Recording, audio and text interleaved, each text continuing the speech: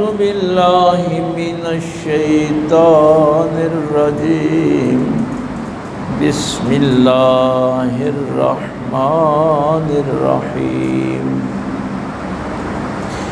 वल बुदना जअलनाहा लकुम मिन शाइरिल्लाहि लकुम फ़ीहा खैरुन फ़ज़्कुरुस्मल्लाहि अलैहा सवाफ़ा फ़इज़ा वजबत जुनूबुहा फ़कुलू मिन्हा वअतिमुल क़ानिअ वल मुअतर कज़ालिक सख़्ख़रनाहा लकुम लअल्लकुम तशकुरून। आमन्तु बिल्लाहि सदक़ल्लाहुल अज़ीम व सदक़ रसूलुहुन नबियुल उम्मियुल करीम व नहनु अला ज़ालिका मिनश्शाहिदीन वश्शाकिरीन वल्हम्दुलिल्लाहि रब्बिल आलमीन। क़ाल अल्लाहु तबारक व तआला फ़ी शानि हबीबिही मुख़बिरन व आमिरा इन्नल्लाहा व मलाइकतहु युसल्लूना अलन नबी या अय्युहल्लज़ीना आमनू सल्लू अलैहि व सल्लिमू तस्लीमा। अल्लाहुम्मा सल्लि अला सय्यिदिना मौलाना मुहम्मदिन व अला आलि सय्यिदिना मौलाना मुहम्मदिन व बारिक व सल्लिम। अल्लाहुम्मा सल्लि अला सय्यिदिना मौलाना मुहम्मदिन व अला आलि सय्यिदिना मौलाना मुहम्मदिन व बारिक व सल्लिम। अल्लाह रब्बुल इज़्ज़त की हम्द व सना के बाद और पाक पैगम्बर सल्लल्लाहु अलैहि वसल्लम पे हदिया दुरूद व सलाम पेश करने के बाद नहायत वाजिब और एहतराम आज़िज़ सामाईन, बुज़ुर्ग व दोस्त व अज़ीज़ भाइयों, हमारी गुफ्तगू तो ग़ज़वा-ए तबूक के हवाले से चल रही थी, लेकिन चूँकि ज़िलहज का महीना जो है वो शुरू हो गया है और इसमें सुन्नत इब्राहीमी आपने क़ुरबानी जो है वो अल्लाह की बारगाह में पेश करनी है। तो आज मैंने सूरह हज की या मुबारका मौज़ूए गुफ्तगू बनाई। एक चीज़ पहले तमहीद के तौर पे मैं अर्ज़ कर दूँ, चूँकि इस आयत का आगाज़ हो रहा है वल बुदना जअलनाहा लकुम मिन शाइरिल्लाह। बुदन अरबी में गाय के लिए भी इस्तेमाल होता है और ऊँट के लिए भी इस्तेमाल होता है। तो अल्लाह ताला फरमाता है कि ये जो बुदन हैं, जो क़ुरबानी के लिए तुम जानवर अल्लाह की बारगाह में पेश करते हो, शाइरिल्लाह, ये अल्लाह की निशानियाँ हैं। अब इन जानवरों को जानवर नहीं समझना, यानी एक रेवड़ है, उसमें 100-200 गायें हैं या बकरियां हैं, उनमें से आपने एक पे निशान लगा दिया कि इसको मैं क़ुरबानी के लिए 10 ज़िलहज को पेश करूंगा। तो अब वो जो 100-150 बाकी जानवर हैं ना, इसकी शान अब अलहदा है, जिसको आपने वक़फ़ कर दिया ना अल्लाह के लिए। तो ये लफ्ज़ जो है ना शायर, ये शईरा की जमा है। शईरा अरबी ज़ुबान में कहते हैं निशानी को। तो निशानी जो होती है ना, वो असल की तरफ लेके जाती है। हाँ, निशानियाँ किस लिए होती? भाई अगर कहीं आप जाएं ना तो वो कहते हैं कि ये जो बेटा है ना अपने बाप की निशानी है। आप मीनार मस्जिद पे लगाते हैं तो वो मीनार इस मस्जिद की निशानी है। तो निशानी असल की तरफ आपको लेके जाती है। तो अल्लाह ने फरमाया शाइरिल्लाह, ज़ाहरन तो ये जानवर है लेकिन ये निशानी है अल्लाह की। अब इसकी इज्जत अल्लाह की इज्जत है। अब इस जानवर को तुम उस छड़ी के साथ नहीं हाँक सकते जिस छड़ी के साथ दूसरे जानवरों को हाँकते। सूरह बकरा में फरमाया इन्न सफ़ा वल मरवता मिन शाइरिल्लाह, बेशक सफ़ा और मरवा शाइर अल्लाह है, अल्लाह की निशानियाँ। और यहाँ एक ये बड़ी बात, सूरह हज का ये जो रुकू हम पढ़ रहे हैं, वमन युअज़्ज़िम शाइर अल्लाह फ़इन्नहा मिन तक़वल क़ुलूब, ये रुकू घर जाके भी पढ़ना। अल्लाह ने यही बात ख़त्म नहीं की, फरमाया जिसने शाइर अल्लाह की ताज़ीम की, जिसने अल्लाह की निशानियों की ताज़ीम की, इज्जत की, फ़इन्नहा मिन तक़वल क़ुलूब, वो दिल का मुत्तकी है। आपने रोज़ा क्यों रखा? लअल्लकुम तत्तकून, ताकि तुम्हें तकवा मिल जाए। और भाई रोज़े का मकसद कुरान क्या बयान करता है कि रोज़े रखो शायद कि तुम मुत्तकी बन जाओ। नमाज किस लिए पढ़ते हो? ताकि तुम मुत्तकी बन जाओ। हज किस लिए करते हो? ताकि तुम मुत्तकी बन जाओ। लेकिन वहाँ लफ्ज़ है ला अल्लाह, शायद के, कोई ज़रूरी नहीं है कि हर रोज़ा रखने वाला मुत्तकी हो। इसलिए वहां यह नहीं कहा कि रोजे रखो ताकि तुम मुत्तकी बन जाओ, लअल्लकुम तत्तकून, शायद कि तुम मुत्तकी बन जाओ। जरूरी नहीं है कि हर रोजादार मुत्तकी हो, हर नमाजी मुत्तकी हो, हर ज़कात देने वाला मुत्तकी हो।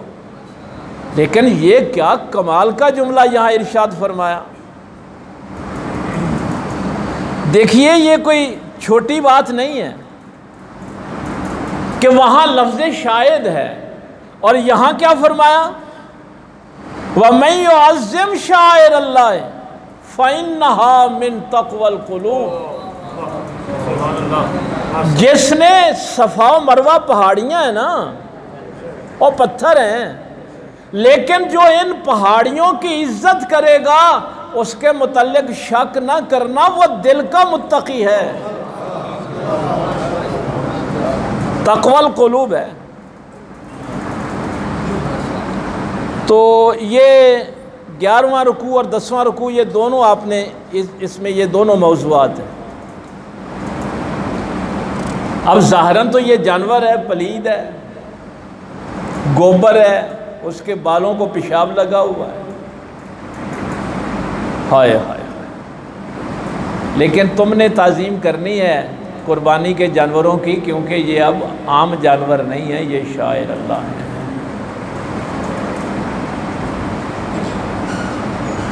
शैतान के मुतल्लिक जो कुरान ने बात कही है ना, वो क्या है, अल्लज़ी युवस्विसु फ़ी सुदूरिन नास, वो इंसानों के दिलों में वसवसे डालता है,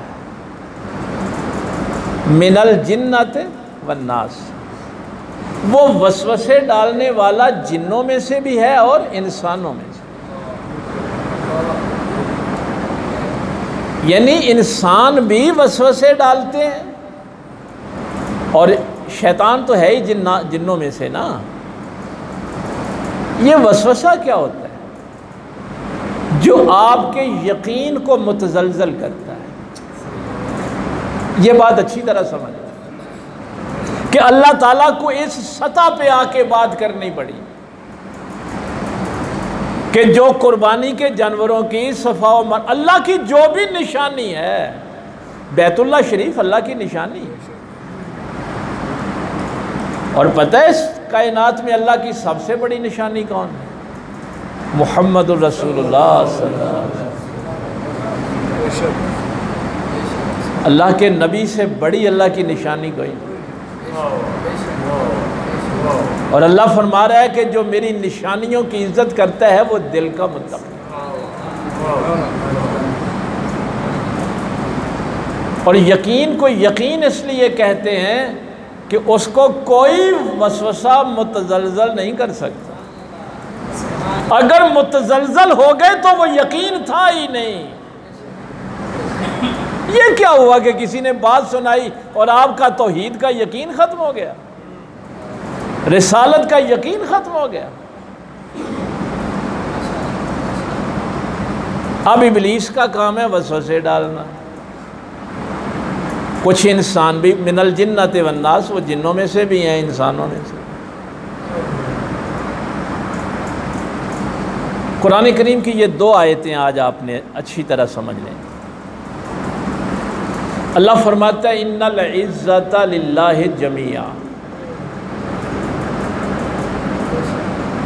इज़्ज़त सारी की सारी अल्लाह की। जमीआ, जितनी भी इज़्ज़तें हैं ना वो सिर्फ अल्लाह की। इज़्ज़त अल्लाह के सिवा किसी की नहीं। और सूरह मुनाफिकून में फरमाया वलिल्लाहिल इज़्ज़तु वलिरसूलिही वलिलमुमिनीन, इज़्ज़त अल्लाह के लिए है, उसके रसूल के लिए है और रसूल के ग़ुलामों के लिए।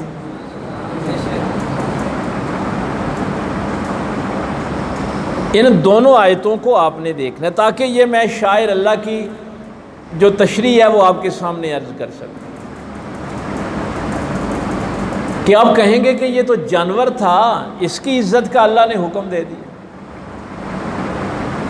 यहाँ आयत में ये भी नहीं फरमाया कि ये कुर्बानी का जानवर इब्राहीम की निशानी है। ये नहीं कहा कि ये जानवर इब्राहीम की निशानी है, इस्माइल की निशानी है, हजरा की निशानी है। शाइरिल्लाह, ये अल्लाह की निशानी है।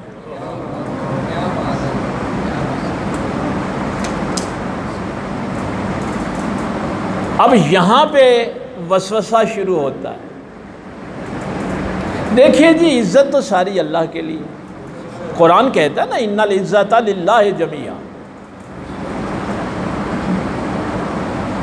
अब सूरह मुनाफिकून में ये बात फरमा दी कि इज़्ज़त अल्लाह के लिए और उसके रसूल सल्लल्लाहु अलैहि वसल्लम के लिए और ईमान वालों के लिए।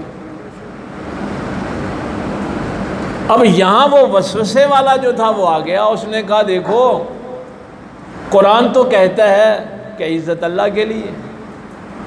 अब यहाँ पे इज़्ज़त तकसीम हो गई, वलिल्लाहिल इज़्ज़तु वलिरसूलिही वलिलमुमिनीन। अब वो एक इज़्ज़त जो थी वो तीन जगहों पे तकसीम हो गई। तो देखो अगर आप ताज़ीम करेंगे अल्लाह के अलावा किसी और की तो ये तो शिर्क हो जाएगा। वसवसा है ना। इसलिए कुरान की बेहतरीन तशरीह कुरान से ही हो सकती है। अब आयतें दोनों ज़हन में रहें। हकीकत क्या है कि इज़्ज़त सिर्फ अल्लाह के लिए, सारी इज़्ज़तें उसी की। अब फिर इस आयत का क्या मतलब है कि इज़्ज़त अल्लाह के लिए, उसके रसूल के लिए और मोमिनीन के लिए। हाँ, बस यही कुरान करीम ने बात इरशाद फरमाई कि जब हम उस एक इज़्ज़त को तीन जगहों पे बयान करते हैं तो उसको तीन नहीं समझना, वो एक ही है। सुभान अल्लाह, सुभान अल्लाह। अब उस इज़्ज़त को तकसीम नहीं करना। सूरह मुनाफिकून में तो इसलिए कहा था कि वहाँ अब्दुल्ला बिन उबई ने ये ऐलान किया था कि हम जंग से वापसी पे लयुखरिजन्ना इज़्ज़त मिनहल अज़ल, कि मदीने वापस जाके इज्जत वाले जिल्लत वालों को निकाल देंगे। इन मुहाजिरीन को हमने जगह दी, कारोबार दिए, अब ये देखिए हमारे साथ लड़ पड़े हैं, हम मदीने वापस जाएंगे तो हम इज्जत वाले हैं और इन जिल्लत वालों को निकाल देंगे। तो उसके जवाब में मेरे अल्लाह ने फरमाया था कि तुम इज्जत वाले नहीं हो, इज्जत वाले तो मेरे मोहम्मद करीम के गुलाम हैं। मुनाफिक का भी इज्जत वाला हो गया था, इज्जत वाला तो मोमिन होता है। तो कभी भी इस इज्जत को हिस्सों में तकसीम नहीं करना।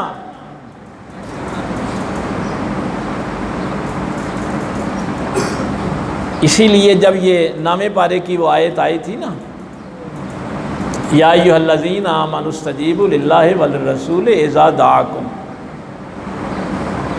कि जब अल्लाह और उसका रसूल बुलाएं, ये नामे पारे के आखिर में है। मैं इसीलिए आपको दावत देता हूँ कि घर जाके आपने ख़ुद भी कुरान करीम का मुताला करना। अल्लाह ने फरमाया ईमान वालों, जब अल्लाह और उसका रसूल बुलाएं तो दौड़ के जाके बात सुना करना। आयत आ गई, सहाबी नमाज पढ़ रहे हैं, पाक पैगंबर सल्लल्लाहु अलैहि वसल्लम ने आवाज़ दी। सहाबी थे ना, कुरान नबी से सीखा था, हैं? नमाज छोड़ी और नबी पाक की बारगाह में हाजिर हो गए। मैं मुख्तसर रवायत बयान कर रहा हूँ। सरकार ने फरमाया ये पैसे लो और बाज़ार से सौदा ले आओ।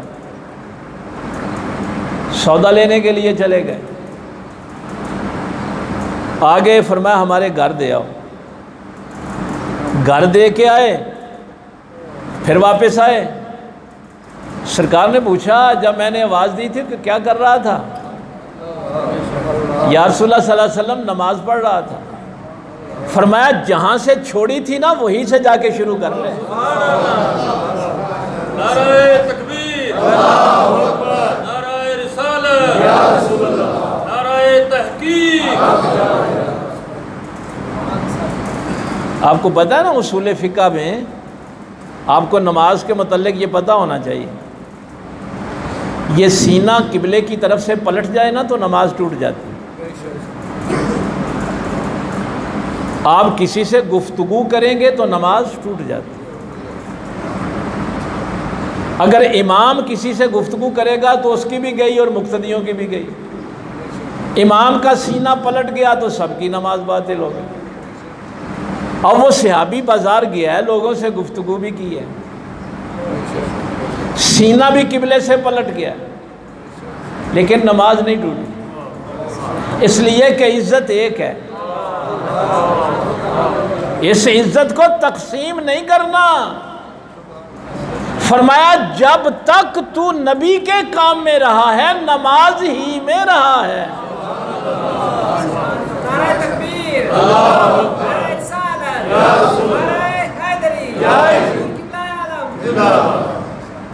तो जहां अल्लाह इज्जत अपनी तरफ मंसूब कर दे फिर उस इज्जत को तकसीम नहीं कर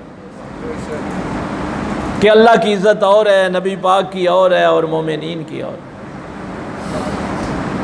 आप अपने माँ बाप की इज्जत करते हैं ना, तो अल्लाह का हुक्म समझ के करेंगे तो वो अल्लाह ही की इज्जत है।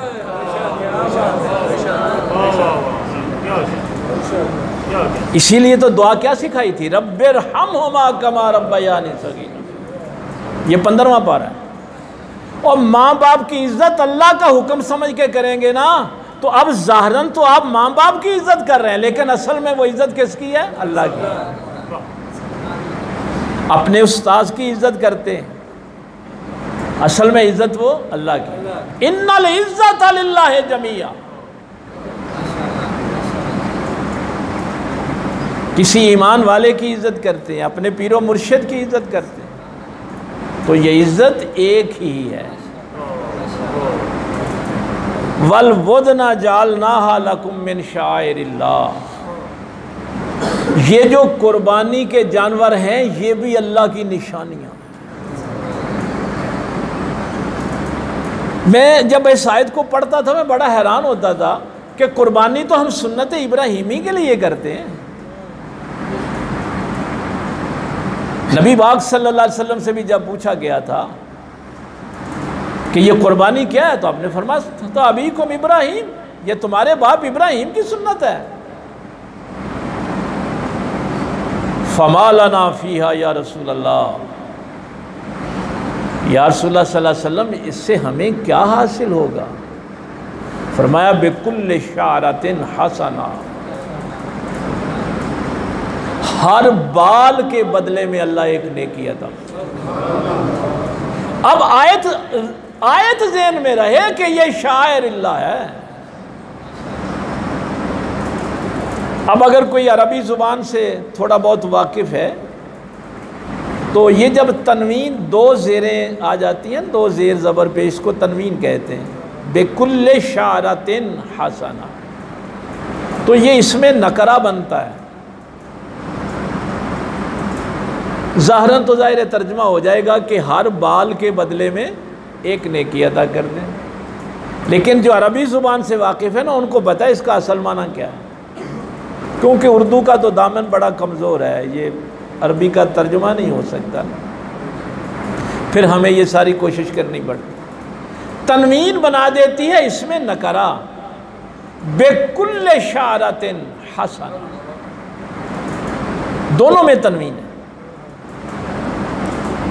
तो इसका फिर मफ़हूम ये होता है कि वो तेरे जानवर को, वो बाल जिसको पेशाब लगा हुआ है, लीद लगी हुई है, गोबर लगा हुआ है, कितना गंदा बाल है।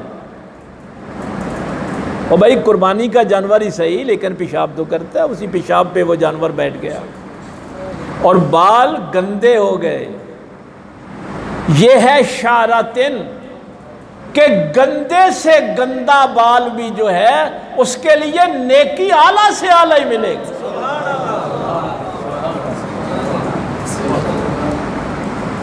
ये है इस तनवीन का मफ़हूम। अब ये आयत ज़हन में रहे कि ये कुर्बानी के जानवर अल्लाह की निशानियाँ हैं, इनको मामूली नहीं समझ, इनकी निस्बत अल्लाह की तरफ है।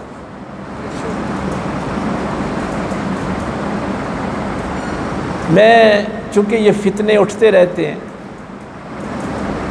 मार्च में जब हम फैसलाबाद गए थे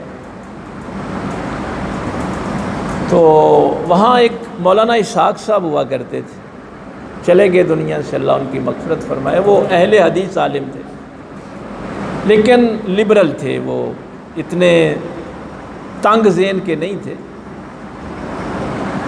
उनको अल्लाह ताला ने ये वुसअत क़ल्बी अता की हुई थी। मकतबा अहले हदीस से ताल्लुक़ रखते थे, लेकिन अच्छे आदमी थे। अब उनसे एक बात मंसूब कर दी गई और एक फितना फैलाने वाले ने फैला दी। उसने कहा जी देखो, मौलाना इसहाक साहब कहा करते थे कि अगर तौहीद बयान होगी तो फिर नबी की तौहीन तो होगी। अब ये बात करके, यानी तौहीद इसलिए है कि नबियों की तौहीन करनी है।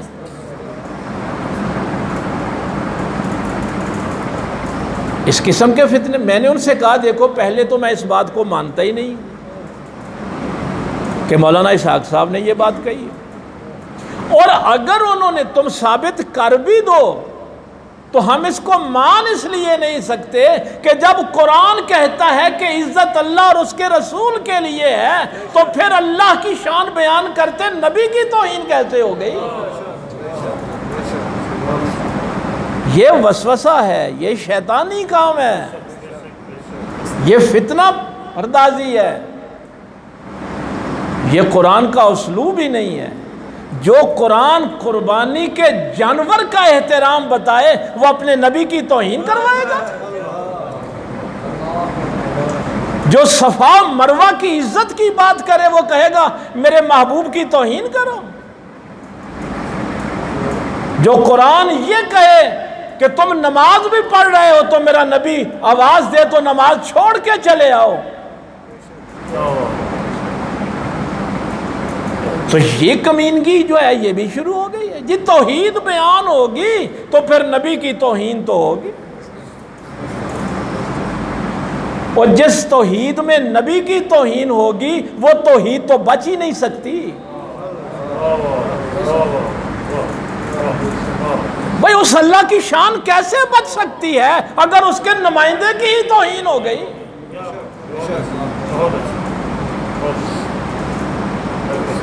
ये मुमकिन ही नहीं है कि पैगंबर की तौहीन हो और अल्लाह की तौहीद बच जाए।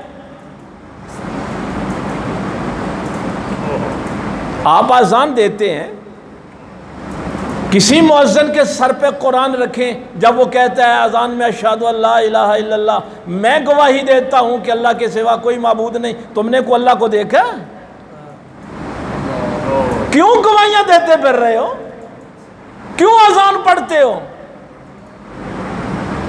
तौहीद की तो सारी इज्जत ही खड़ी है नबी पाक सल्लल्लाहु अलैहि वसल्लम के नाम पे। नारे तकबीर, नारे तकबीर, नारे रिसालत, नारे हैदरी, हुजूर की नायाब, आस्ताना अल-अमीर शरीफ। तो अल्लाह फरमाता है फज़्कुर इस्मल्लाहि अलैहा सवाफ़ा। आजकल तो हम एक एक जानवर भी कुर्बान करने में, यहाँ अल्लाह फरमाता है कि इन जानवरों की सफ़ें बांधी हुई हैं भाई, हैं सफ़ों में खड़े हैं। फ़ैज़ा वजबत जुनूबुहा फ़कुलू मिन्हा व अतिमुल क़ानिअ वल मुअतर। तो ये तरीका भी बताया कि उस ऊँट को एक जानब से आपने बांध लेनी है, उसकी टांग जो है ना, वो जो नहर करते हैं, ज़िबा करना और नहर करना ये दो चीज़ें हैं।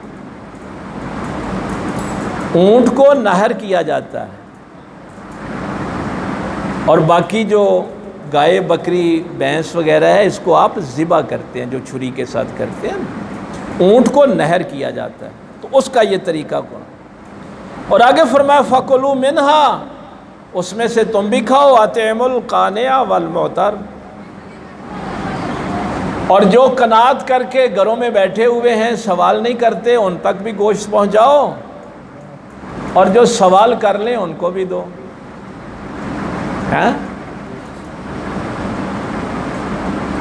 भाई, ये अल्लाह ताला ने इस आयत में ये सारे मसाइल बयान कर दिए।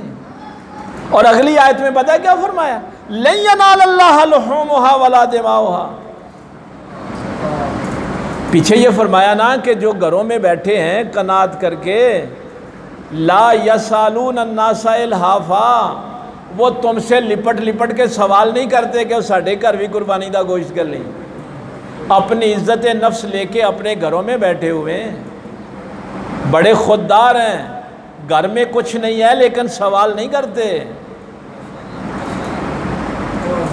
उनको तलाश करो और जो सवाल कर लें उनको भी दो।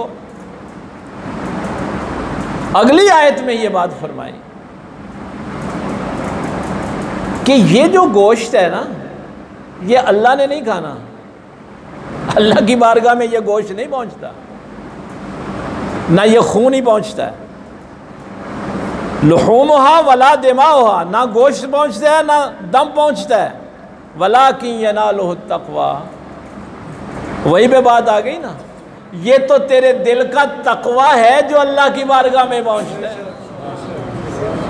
अब ये नहीं है कि जानवर का तो एहतराम करता रहे, और ये जो भूखे अपने घरों में कनात करके बैठे थे उन तक तो गोश्त पहुंचाया नहीं, तो अल्लाह तक कैसे पहुंच गया? और गोश्त तो पहुंचाना था ना अल्लाह की बारगाह में। और अगर तेरे हमसाए में इर्दा गिर्द लोग भूखे बैठे हुए हैं, उनके घरों में गोश्त नहीं पहुंचा, अगर पहुंची भी हैं तो चंद हड्डियां पहुंची हैं, तो तुझे दिल का तकवा कैसे मिल जाए? ये कुर्बानी के जानवर का तूने एहतराम किया है? नहीं, अल्लाह ने ये गोश्त नहीं खाना, उसके बंदों तक पहुंचा, ये दिल का तकवा है। तकवा, अच्छा बड़ी अजीब बात है, जहां ताजीम की बात की वहां भी दिल के तकवे की बात की। तो तकवा आपको उस वक़्त तक मिल नहीं सकता जब तक आप खुद गर्जी की ज़िंदगी गुजारते हैं। और खुद गर्ज मुत्तकी नहीं होता। शायद किसी मौके पे मैंने एक जुमला कहा था, अगर आपको याद रह गया हो, कि मोमिन की सोच जाती नहीं होती, कायनाती होती है। और जो खुद गर्ज होता है वो मोमिन होता ही नहीं। ये कैसे मुमकिन है कि मेरे रिश्तेदारों में, मेरे मोहल्ले में किसी के घर एक वक्त भी गोश्त नहीं पका और मैंने फ्रिज भरी हुई है? ये कैसे मुमकिन है? और अगर किसी के घर भेजा भी है तो घटिया भेजा है, और आला जो पीस है वो मैंने अपने घर में रखे हुए।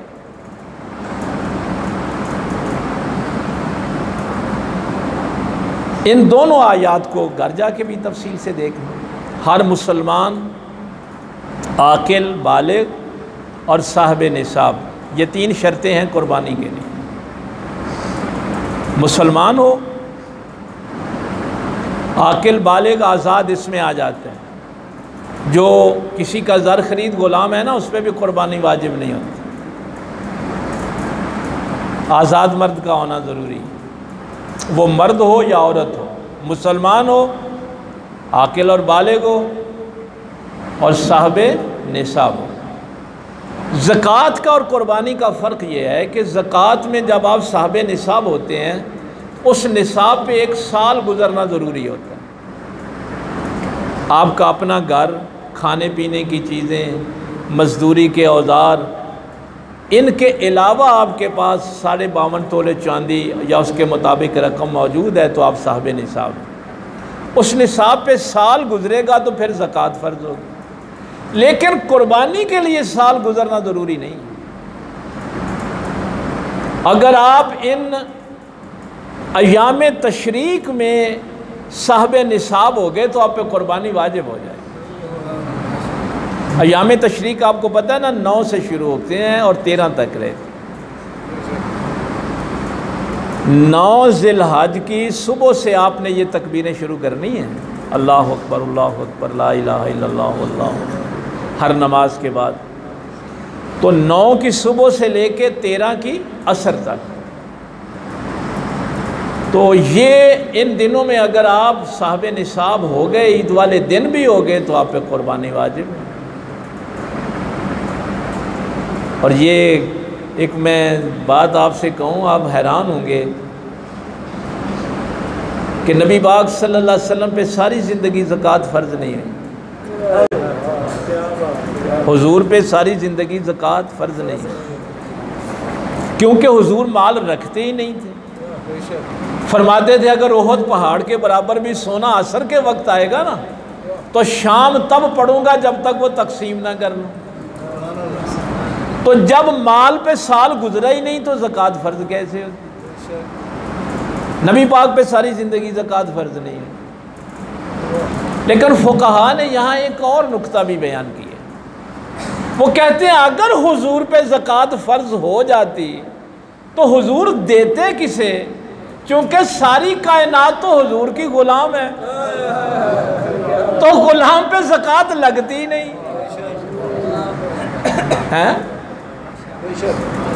फुक़हा ने एक ये नुक्ता भी बयान किया, भाई ग़ुलाम को आप ज़कात देंगे तो मालिक आप ही रहे ना, मिल्कियत ट्रांसफ़र नहीं होती। ज़कात में मिल्कियत को ट्रांसफ़र करना।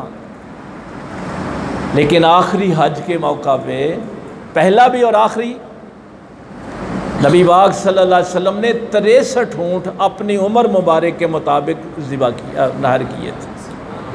अब इसकी अहमियत का आप अंदाज़ा करें। 63 ऊँट नबी पाक सल्लल्लाहु अलैहि वसल्लम, 100 ऊँट मंगवाए थे और अपने हाथ से नहर किए। और इमाम बुखारी जो रवायत लिखते हैं वो तो वजद में आ जाने वाली। ये जो सवाफ आया ना, इस आयत की भी शायद आपको समझ लगी। ये जो कुरान ने वो सफ़ का जिक्र किया है, कि पाक पैगंबर सल्लल्लाहु अलैहि वसल्लम ने वो नेज़ा हाथ में पकड़ा हुआ था। यहाँ तो जाहिर है ऊँट को बांधते रहते हैं कहीं वो हमारे पीछे ही ना चढ़ जाए। इमाम बुखारी ने जो रवायत नकल किया वो बड़ी कमाल की कि जो ही ये सफ़ बांधी हुई थी ना, सफ़ में खड़े थे कि सरकार बारी बारी आएँ और उनको नहर करें, तो अब ऊँटों में झगड़ा शुरू हो गया। ऊँटों ने एक दूसरे को काटना शुरू कर दिया और अपनी गर्दन हुजूर के सामने पेश करते, सरकार पहले मुझे नहर करें, पहले मुझे नहर करें। और तुमसे ज़्यादा तो उन ऊँटों को मार्फत थी पाक पैगंबर सल्लल्लाहु अलैहि वसल्लम कि नबी के हाथ से जान चली जाए तो उसका मुकाम क्या होता। तुम तो उन जानवरों जितनी भी मार्फत हासिल नहीं कर सके। फिर सरकार ने वो नेज़ा फेंक दिया और सरकार मौला अली कर्रमल्लाहु वजहुल करीम को हुक्म दिया, बाकी फिर ऊँट उन्होंने नहर की।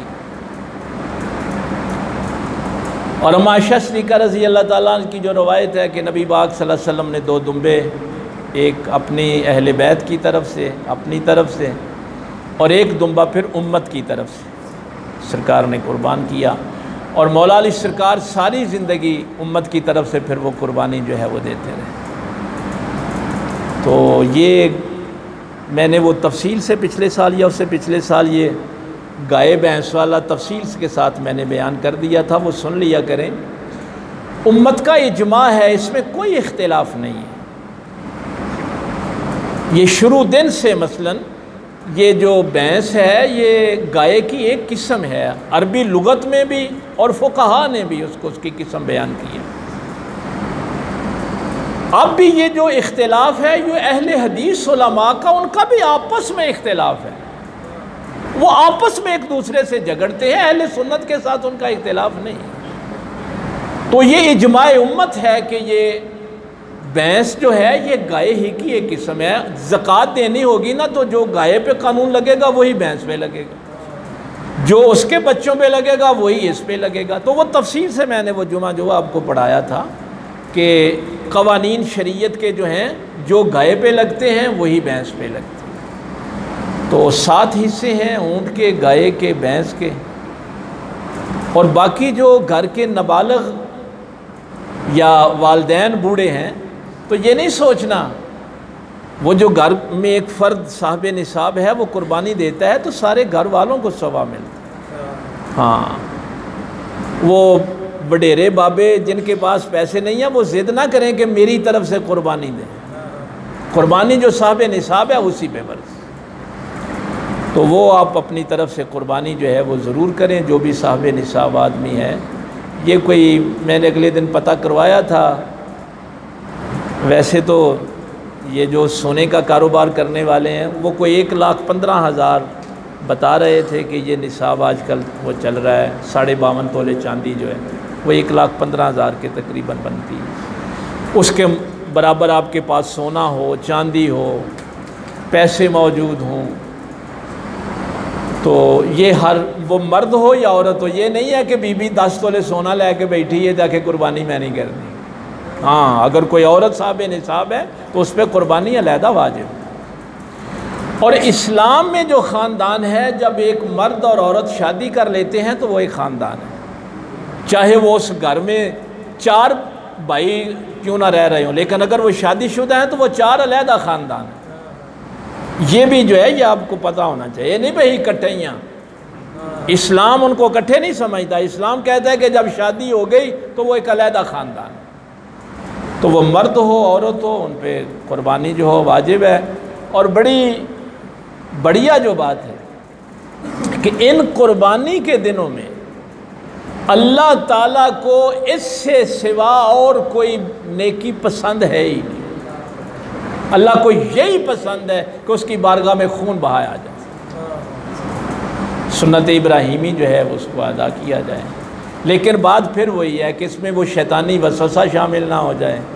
कई ये भी कहते, मैंने सुना है कईयों से, बोले साढ़े जाने हूँ लोगों वाल वेंदे रहने ही भी हिस्सा किते पा लेने, और भाई अल्लाह के लिए कुर्बानी करना, क्यों अपनी कुर्बानी खर्चा भी करना है और नीयत बुरी करके उसको ज़ाया भी करना है। साढ़े जाने हुण लोकां लो वेंदे रहन, चलो को माड़ा जा ले ले नहीं, ये सोच नहीं रखी। मेरे अल्लाह को ये अमल पसंद है इसलिए करना है।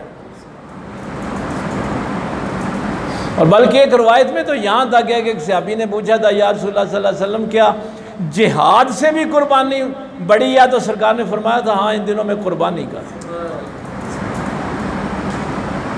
तो ये आप इन आयात से देख ही सकते हैं कि अल्लाह ताला ने उन जानवरों की ताज़ीम का हुक्म दिया। इन दिनों में अल्लाह ताला को यही चीज़ जो है ये पसंद है कि उसकी बारगाह में खून बहाया जाए। और ये गोश्त जैसे मैंने कहा है कि ये गुरबा में, कनात करने वालों में, इन सब में तकसीम किया जाए।